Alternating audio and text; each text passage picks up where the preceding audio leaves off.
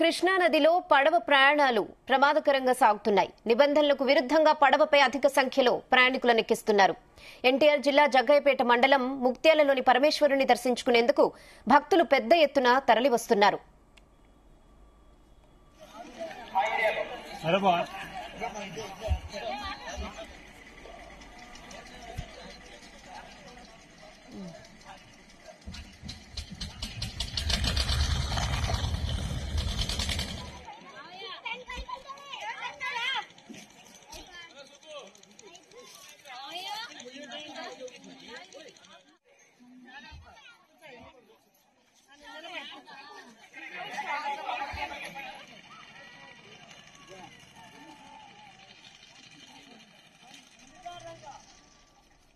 కృష్ణా నదిలో పడవ ప్రయాణాలు ప్రమాదకరంగా సాగుతున్నాయి. నిబంధనలకు విరుద్ధంగా పడవపై అధిక సంఖ్యలో ప్రయాణికులను ఎక్కిస్తున్నారు.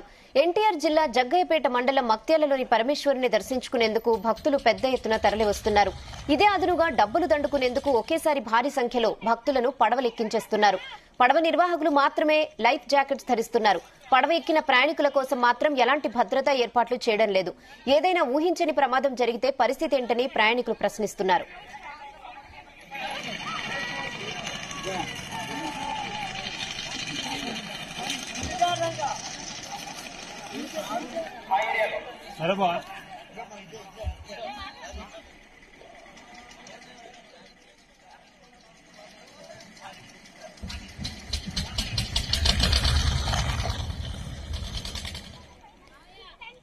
ఇదే విషయంపై మరిన్ని అప్డేట్స్ మా ప్రతినిధి యశ్వంత్ అందిస్తారు. యశ్వంత్, మనం చూసినట్లయితే మాత్రం ఎన్టీఆర్ జిల్లా జగ్గయ్యపేట సమీపంలో ఉన్నటువంటి ముత్యాల గ్రామంలో ఉన్న కృష్ణా నదిలో అయితే మాత్రం పడవ ప్రమాదకరంగా అయితే మాత్రం ప్రయాణాలు సాగిస్తున్నారు.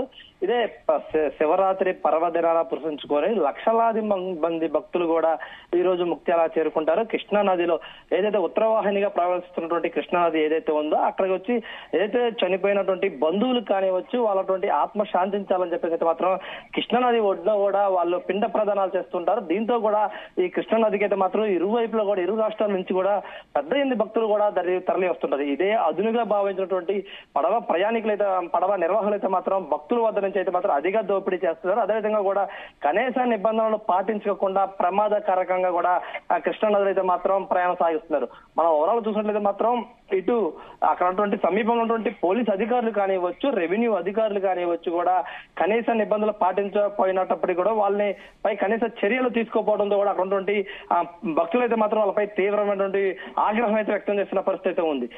నిబంధనలకు అధిగమించి కూడా పడవలో ప్రయాణికులను అధిక మొత్తంలో ఎక్కించి కూడా ప్రమాదకరంగా అయితే మాత్రం ప్రయాణం సాగిస్తున్నారు. దీంతో కూడా ఏదైనా ప్రమాదం జరిగితే మా పరిస్థితి ఏంటంటూ కూడా అక్కడ ఉన్నటువంటి భక్తులు కూడా అయితే మాత్రం అధికారులు నిలదీసిన పరిస్థితి అయితే ఉంది. కానీ అధికారులకు మాత్రం తమకేమీ పట్టలేదు, అది సంబంధం లేదనే విధంగా కూడా అక్కడ ఉన్నటువంటి అధికారులు అయితే మాత్రం వ్యవహరిస్తారని చెప్పేసి అయితే మాత్రం కూడా అక్కడ ఉన్నటువంటి భక్తులు కూడా తెలుస్తున్న పరిస్థితి అయితే ఉంది.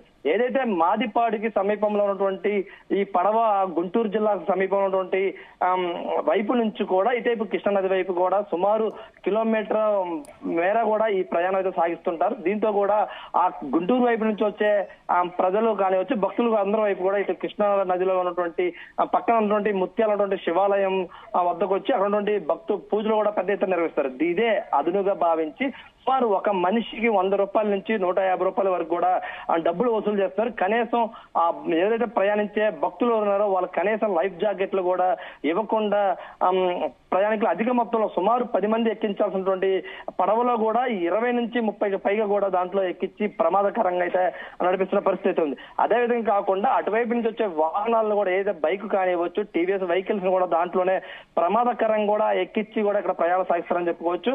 మనం చూసిన గతంలో కూడా ఇదే ప్రమాదకరంగా ఉన్నటువంటి పడవలో నుంచి కూడా ఎంతో మంది ఆ నెలలో పడి మృతి చెందిన గతంలో ఉన్నాయి. అయినప్పటికీ కూడా ఇలాంటి ఘటనలు పురావృతం కాకుండా చూడాల్సిన అధికారులు కూడా పట్టించుకోవడంపై కూడా దీనిపై అయితే మాత్రం భక్తులు పెద్ద ఎత్తున విమర్శ చేస్తున్నారని కూడా చెప్పుకోవచ్చు.